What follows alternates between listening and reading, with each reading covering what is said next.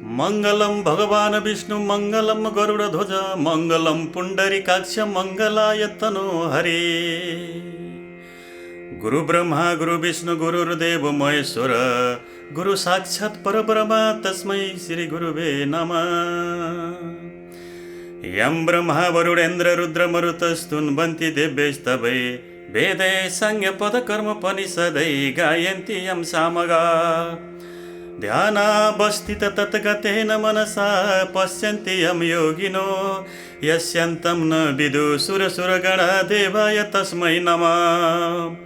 श्रीमन्चन्दन चर्चितो जलपपु शुक्लाम्बर मल्लिका मालालङ्कृत कुण्डल परविलसन्मुक्ता बलि शोभिता। सर्वज्ञान निदान पुस्तक धरा रुद्राक्ष माला करा वाग्देवी वदनम्बुजे वसतु मे त्रैलोक्य माता चिरम्। मुखं करोति वाचालं पङ्गुं लङ्घयते गिरिं यत्कृपातमहं वन्दे परमानन्द माधवम्। नमो भगवते तस्मै व्यासाय मिततेजसे यस्य प्रसादात् वक्ष्यामि नारायण कथामिमाम्।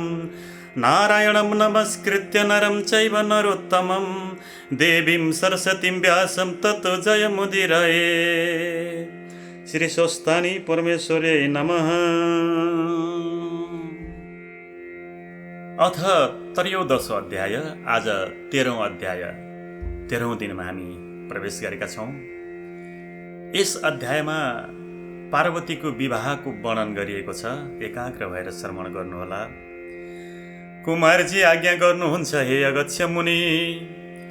त्यसपछि पौष शुक्ल पूर्णिमाको दिन आयो र पार्वतीले श्री विष्णुको उपदेश अनुसार सखी समेत भई हात खुट्टाका नङ काटी स्नान गरी पवित्र भई एक भक्त रही एक चित्त गरी नित्य मध्याह्नकालमा श्री महादेवको पूजा गर्न लागिन्। महिना दिन पुरा भयो र माघ शुक्ल पूर्णिमाको दिन सम्पूर्ण सामग्री तयार गरी श्री स्वस्तानी परमेश्वरीको विधिपूर्वक पूजा ध्यान जप र स्तोत्र पाठ गरिन्।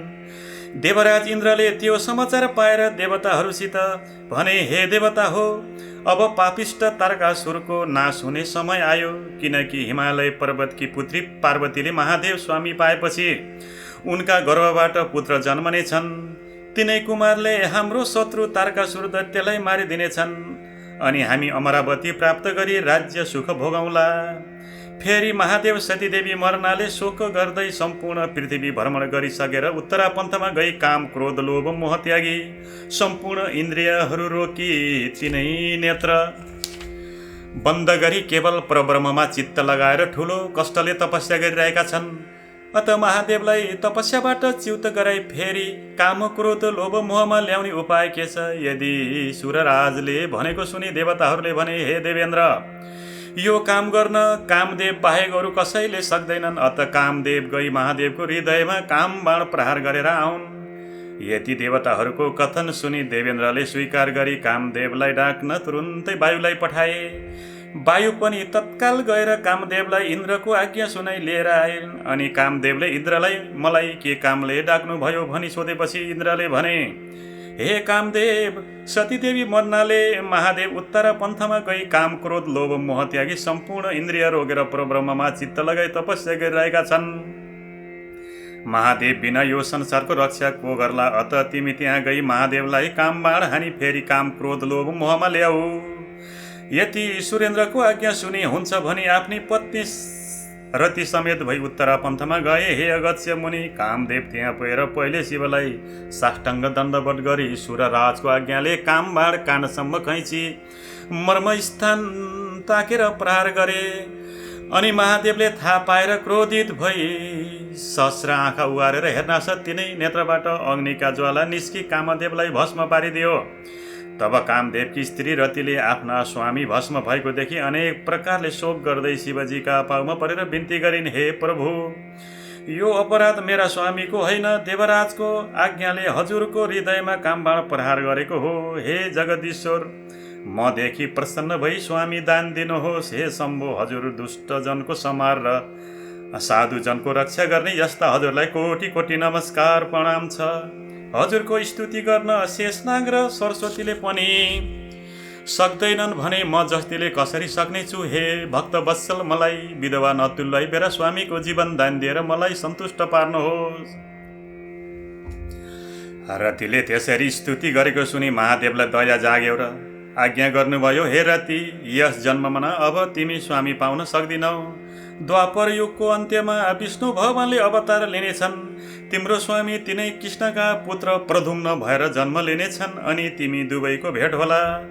अहिले दुःख नमानी घर जाऊ। महादेवले यति आज्ञा भएको सुनि रतिले जो आज्ञा भनी शिवलाई दण्डवत प्रणाम गरी घर फिरिन्।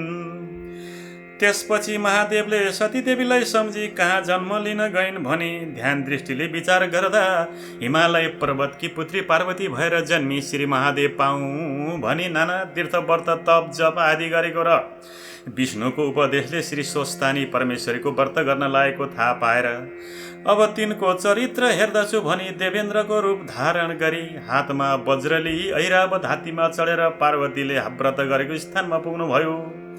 महादेव कस्तो समयमा त्यहाँ पुग्नुभयो भने सम्पूर्ण व्रत गरिसके पछि हातमा अर्घ्य लिएर, हे ईश्वरी निरञ्जन निराकार रूप, हजुरलाई कोटि कोटि नमस्कार।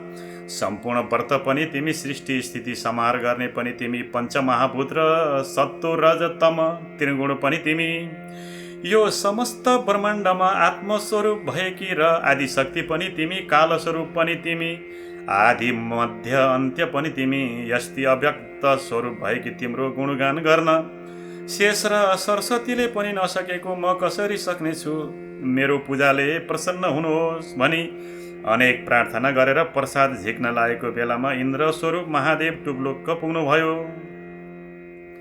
तब पार्वतीले देखेर यथा योग्य सत्कार गरी, हे देवराज, के कामले आउनुभयो, आज्ञा होस् भनिन्द्र इन्द्र स्वरूप महादेव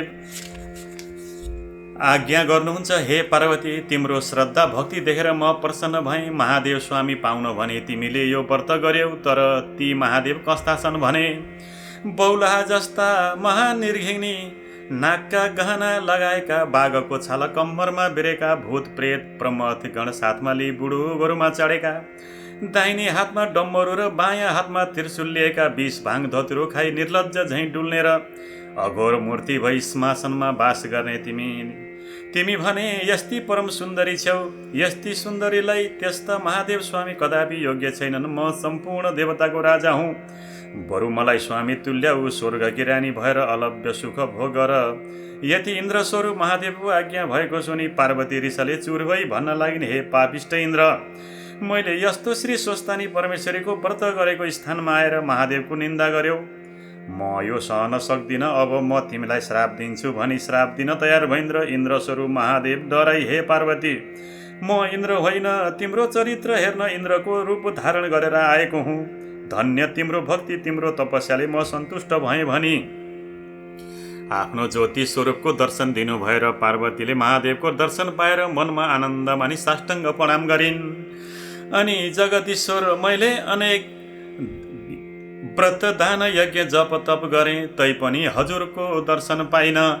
आज वैकुण्ठनाथ विष्णुको उपदेशले हजुरको दर्शन पाएँ। अब स्वस्थानी परमेश्वरीको प्रसाद दिन कन्यादान भएको छैन, कसो गरौँ भनी बिन्ती गरिन्। अनि महादेव प्रसन्न भई पार्वती कन्यादान लिन हिमालय पर्वतका घर जानुभयो। हिमालय पर्वतले महादेव आउनु भएको देखि आफ्नै पुत्रीले महादेव स्वामी पाउन लागि बडो हर्ष मानी आफ्नै स्त्री मेनकासित भने, हे स्त्री, हामी धन्य रहेछौँ, पार्वती कन्यादान लिन स्वयं महादेव आउनुभयो। अब कन्यादानको सामग्री तयार पार भनी हराए। अनि वशिष्ठ आदि ऋषि ज्योतिषीहरूलाई डाकी लग्न विचार गरेर अक्षय तृतीयाको दिन लग्न ठहराई सम्पूर्ण देवता, ऋषि, यक्ष, गन्धर्व, किन्नर, दैत्य, नाग, अप्सरा उपस्थित भई यज्ञमा बसे। ब्रह्माजी यज्ञ गराउन लागे, अन्य ब्राह्मणहरू वेद पाठ गर्न लागे, अप्सराहरू नाच गानमा लागे। देवकन्या, यक्षकन्या, नागकन्या, दैत्यकन्या आदि नाना वस्त्र अलङ्कार पहिर ऊ भन्दा ऊ राम्री बनी पार्वती कन्यादान दिएको हेर्न लागेका थिए। हिमालयकी पत्नी मेनकाले पनि पार्वतीलाई सुगन्ध लेपन गराई हीरा, मोती, मणिमाणिक्य आदि रत्न जडेका गहना र वस्त्रहरू पहिराई सिंगारी राखेकी थिइन्। त्यस बखत पार्वती भन्दा राम्री तिनै लोकमा कोही पनि देखिएनन्। मङ्गल गीत गरी हातमा जौ तिल कुश लिई हिमालयले पार्वतीको हात समाती।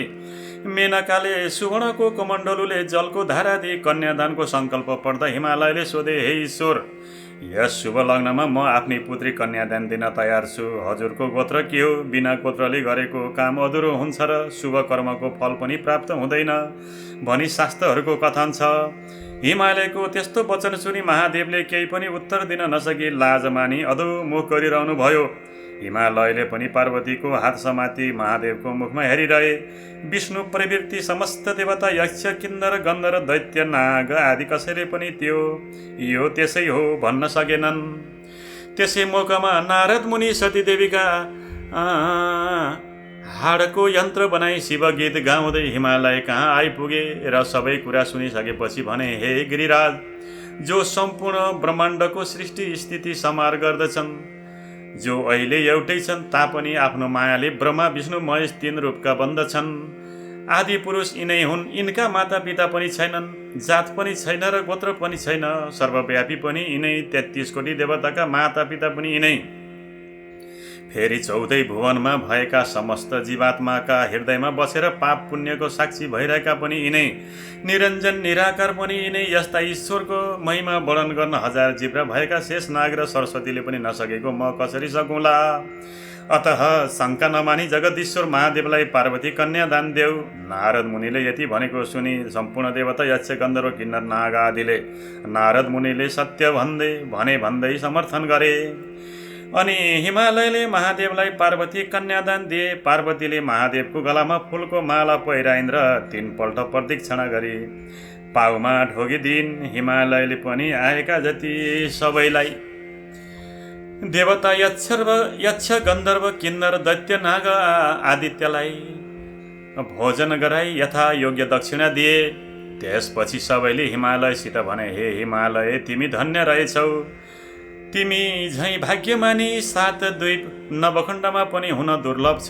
तिमीले संसारमा जन्म लिएको सफल भयो, किनभने जुन जगदीश्वर महादेवलाई कठोर तपस्याले पनि दर्शन गर्न पाउन्नन्, उनैलाई ज्वाइँ रूपमा पायौ। हामी कृत्यार्थ भयौँ। अब बिदा भई आफ्ना आश्रममा जाने थियौँ।